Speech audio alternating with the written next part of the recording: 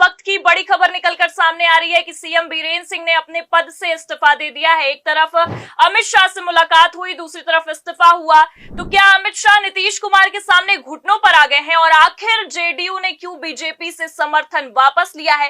नीतीश कुमार ने क्या खेला किया है और अमित शाह नीतीश कुमार के खेले में कैसे फंस गए हैं, आपको बताएंगे। और प्रधानमंत्री को बीजेपी के विधायकों ने ही क्यों धमकी दी है, अविश्वास प्रस्ताव ने क्या खेल किया है, उस पर भी आएंगे और इस पूरे मामले पर चर्चा करेंगे। दिल्ली के अंदर भाजपा की सरकार बनते ही किस तरह से सीएम ने अपने पद से इस्तीफा दे दिया दोस्तों। और खबर तो ये सामने निकल के आ रही है कि नीतीश कुमार के सामने पूरी भाजपा इस वक्त घुटने टेकती हुई नजर आ रही है। सवाल ये उठ रहा है दोस्तों, क्या जिस तरह से दिल्ली के अंदर भाजपा सरकार बनी है उसके बाद से प्रधानमंत्री नरेंद्र मोदी जी को लेकर काफी सस्पेंस बढ़ाया जा रहा है, यानी कि क्या नीतीश कुमार जो है अपना समर्थन वापस ले लेंगे? अब किस तरह से पूरी भाजपा या फिर यूं कहिए अमित शाह घुटने पर आते हुए नजर आ रहे हैं और एक सीएम ने तो अपने पद से सीधे तौर पर इस्तीफा दे दिया, या फिर ये कहिए कि भाजपा ने उस सीएम से इस्तीफा ले लिया दोस्तों। यानी कि अब राजनीति के अंदर एक अलग ही भूचाल देखने को मिल रहा है जब से दिल्ली के अंदर का ये इलेक्शन हुआ और उसका रिजल्ट जब से सामने निकल कर आया है। हमारे साथ वरिष्ठ पत्रकार मौजूद हैं, आप उनकी इस रिपोर्ट को देखिए, तब आपको जाकर ये समझ आएगा कि किस तरह से भाजपा इस वक्त एक बड़े दबाव में आकर काम करती हुई नजर आ रही है। नमस्कार, आप देख रहे हैं 4PM न्यूज नेटवर्क और मैं हूं आपके साथ प्रगति ठाकुर। इस वक्त की बड़ी खबर निकलकर सामने आ रही है कि सीएम बीरेन्द्र सिंह ने अपने पद से इस्तीफा दे दिया है। अमित शाह से मुलाकात हुई, दूसरी तरफ इस्तीफा हुआ। तो क्या अमित शाह नीतीश कुमार के सामने घुटनों पर आ गए हैं और आखिर जेडीयू ने क्यों बीजेपी से समर्थन वापस लिया है? नीतीश कुमार ने क्या खेला किया है और अमित शाह नीतीश कुमार के खेले में कैसे फंस गए हैं, आपको बताएंगे। और प्रधानमंत्री को बीजेपी के विधायकों ने ही क्यों धमकी दी है, अविश्वास प्रस्ताव ने क्या खेल किया है, उस पर भी आएंगे और इस पूरे मामले पर चर्चा करेंगे। हमारे साथ प्रियंका जी जुड़ रही हैं, उनसे बातचीत करते हैं। तो प्रियंका जी, बड़ी खबर निकलकर सामने आई कि आखिर मणिपुर के सीएम ने इस्तीफा दे दिया, लेकिन सवाल ये उठता है कि इस्तीफा पहले क्यों नहीं हुआ और जैसे ही दिल्ली विधानसभा चुनाव के नतीजे आए उसके बाद सीएम ने इस्तीफा दिया है। क्या कारण हो सकते हैं इसके पीछे? शानदार सवाल है प्रगति, और आपके सवाल में ही आपका जवाब छिपा हुआ है। साफ दिखाई दे रहा है कि किस तरीके से दिल्ली विधानसभा चुनावों के तुरंत बाद मणिपुर के मुख्यमंत्री ने अपने पद से इस्तीफा दे दिया है। आपको बता दें, एक तरफ गृह मंत्री अमित शाह से मुलाकात हुई है, वहीं दूसरी तरफ कुछ ही घंटों के अंदर ये इस्तीफा निकलकर सामने आया है। इस्तीफा हुआ है तो सोशल मीडिया से लेकर हर जगह हड़कंप मच गया है। आपको बता दें, ये वही इस्तीफा है जिसका कब से इंतजार किया जा रहा था, लेकिन ये इस्तीफा मोदी सरकार ने नहीं लिया तो नहीं लिया। मोदी सरकार की मणिपुर को लेकर काफी फजियत हुई, देश में भी हुई, विदेश में भी हुई। आप अच्छे से जानती हैं कि किस तरीके से मणिपुर जल रहा था, 2 सालों से जल रहा था। महिलाओं को निर्वस्त्र करके सड़कों पर दौड़ाया गया, घरों से लोग निकल नहीं पा रहे थे, घरों को जलाया जा रहा था, दहशत का माहौल था। लेकिन इन सब के बावजूद मणिपुर के मुख्यमंत्री ने इस्तीफा नहीं दिया। फिलहाल अब ये इस्तीफा हो चुका है और इस इस्तीफे के बाद से साफ समझ में आ रहा है कि किस तरीके से भारतीय जनता पार्टी दबाव में आ गई है। आप अच्छे से जानती हैं कि मुख्यमंत्री नीतीश कुमार की तरफ से 24 जनवरी को ऐलान किया गया था कि भारतीय जनता पार्टी से जेडीयू अपना समर्थन मणिपुर में वापस लेती है। जब ये खबर निकलकर सामने आई तो बिग ब्रेकिंग चलाई गई, कैसे बवाल खड़ा हो गया, हमने अपने दर्शकों को दिखाया। आप अच्छे से जानती हैं कि जैसे ही जेडीयू ने भारतीय जनता पार्टी से मणिपुर में अपना समर्थन वापस लिया, उसके कुछ ही घंटों के अंदर इस फैसले को पलट दिया गया। दावा यह किया गया कि नीतीश कुमार ने अपने जो वहां के मणिपुर के प्रदेश अध्यक्ष है उनको हटा दिया है और ये जो समर्थन है वो बरकरार रहेगा। इस तरह की मामला बन चुका था और अब इस समर्थन को वापस देने के पीछे की डील निकलकर सामने आ गई है। साफ दिखाई दे रहा है कि किस तरीके से गृह मंत्री अमित शाह भयंकर दबाव में दिखाई दे रहे हैं। एक तरफ अमित शाह की मुलाकात हुई है मुख्यमंत्री एन बीरेन्द्र सिंह से, वहीं दूसरी तरफ ये इस्तीफा हो गया है। दावा ये किया जा रहा है कि अमित शाह ने नीतीश कुमार से वादा किया था कि आप दिल्ली विधानसभा चुनावों तक रुक जाइए, उसके बाद मणिपुर पर हम एक्शन लेंगे। आप देख सकती हैं कि अभी 24 घंटे हुए हैं, दिल्ली विधानसभा चुनावों के नतीजे आए, मणिपुर पर एक्शन हो गया है। मणिपुर में मुख्यमंत्री का इस्तीफा ले लिया गया है।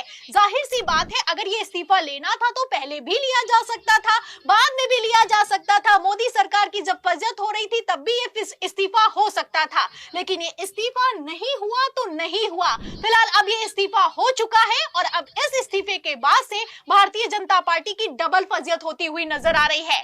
आपको बता दें, प्रगति एन बीरेन सिंह जो कि मणिपुर के मुख्यमंत्री हैं, उनकी एक तस्वीर भी सोशल मीडिया पर वायरल हो रही है। इसमें साफ लिखा हुआ है कि 2 दिन पहले महाकुंभ में नहाने के लिए आए थे और अब इस्तीफा दे दिया है। फिलहाल इस नहाने से और डुबकी लगाने से मणिपुर में किए गए अपने पापों को कैसे छुपा पाएंगे, इसको लेकर भी सवाल खड़ा होता है। तो बिल्कुल देखा जा सकता है प्रियंका जी, किस तरह से नीतीश कुमार दबाव बनाते हुए नजर आ रहे हैं और अमित शाह घुटनों पर आ चुके हैं। लेकिन इसी बीच ये भी एक तरफ खबर निकलकर सामने आई कि कांग्रेस अविश्वास प्रस्ताव ला रही है और दूसरी तरफ ये भी खबर निकलकर सामने आई कि बीजेपी के ही विधायकों ने प्रधानमंत्री को धमकी दी है। तो ये क्या मामला और इस पर अपडेट क्या है? बड़ा मामला निकलकर सामने आया, प्रगति खबर निकलकर सामने आई और इस खबर से साफ हो गया कि भारतीय जनता पार्टी को मणिपुर में बड़ा झटका लगने वाला है।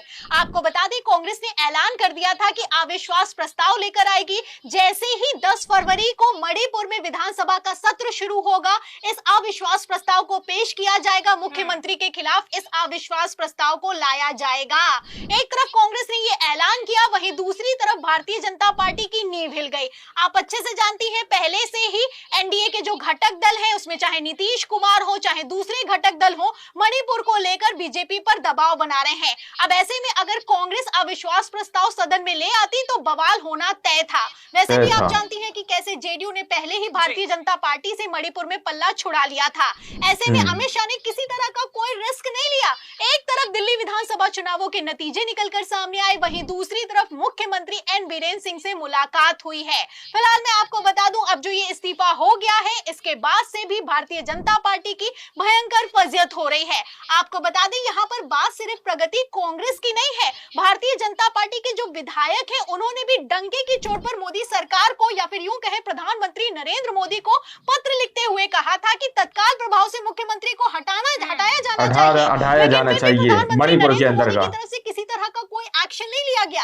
आपको बता दें, भारतीय जनता पार्टी के 19 विधायकों ने पीएम मोदी को डायरेक्ट पत्र लिखा था, लेकिन फिर भी बेशर्मी तो इतनी सवार है कि एक्शन नहीं हुआ।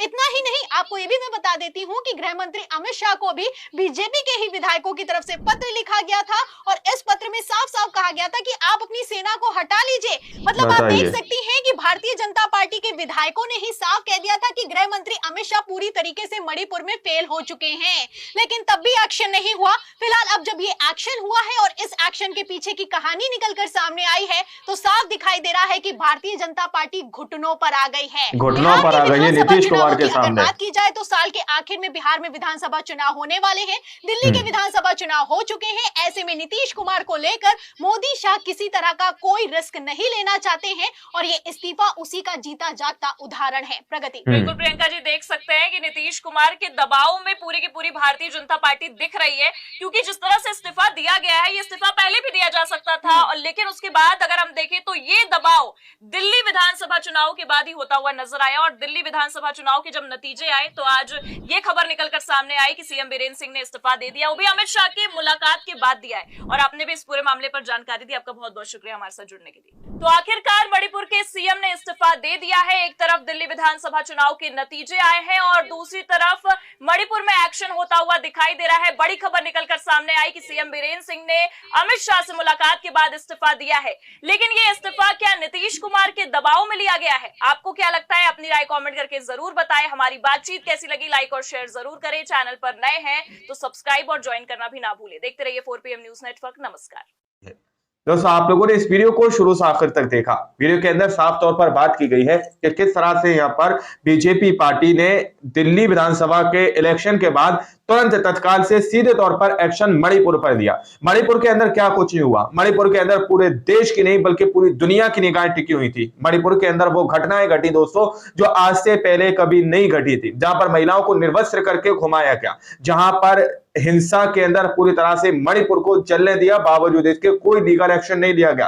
बार बार जो है प्रधानमंत्री नरेंद्र मोदी जी के पास जिस तरह से वीडियो के अंदर कहा गया कि पत्र लिखे गए, अपनी सेना को वापस कर लीजिए, कोई जरूरत नहीं है, क्योंकि वहां पर किसी भी तरह से मामले को जो है वश में नहीं किया जा रहा था। अब सीधे तौर पर जैसे ही नीतीश कुमार ने वहां पर ऐलान किया, या नीतीश कुमार के जो मंत्री हैं उन्होंने ऐलान किया कि जेडीयू सीधे तौर पर बीजेपी से अपना समर्थन वापस लेती है, तो मणिपुर के अंदर दोस्तों भाजपा के अंदर कहीं ना कहीं खलबली मची और उसने सीधे तौर पर नीतीश कुमार से ये बात कही कि बस दिल्ली के विधानसभा चुनाव तक रुक जाइए, उसके बाद हम एक्शन लेंगे, ऐसा कहा जा रहा है। और जैसे ही विधानसभा चुनाव का इलेक्शन हुआ उसके तुरंत बाद सीएम का इस्तीफा ले लिया गया। दोस्तों, मणिपुर के सीएम का इस्तीफा ले लिया गया। जरा सोचिए, आखिर किसके दबाव में ये काम हो रहा है? क्या वाकई में नीतीश कुमार के दबाव में यहाँ पर भारतीय जनता पार्टी काम करती हुई नजर आ रही है, या फिर नीतीश कुमार के सामने अमित शाह या फिर पूरी भाजपा ने घुटने टेक दिए? कहीं ना कहीं भाजपा को इस बात का डर सता रहा है कि जिस तरह से दिल्ली के अंदर अरविंद केजरीवाल को सफा कर दिया, उसी तरह से कहीं नीतीश कुमार इस बात को ना समझ ले कि नीतीश कुमार को बिहार से सफा कर दिया जाएगा,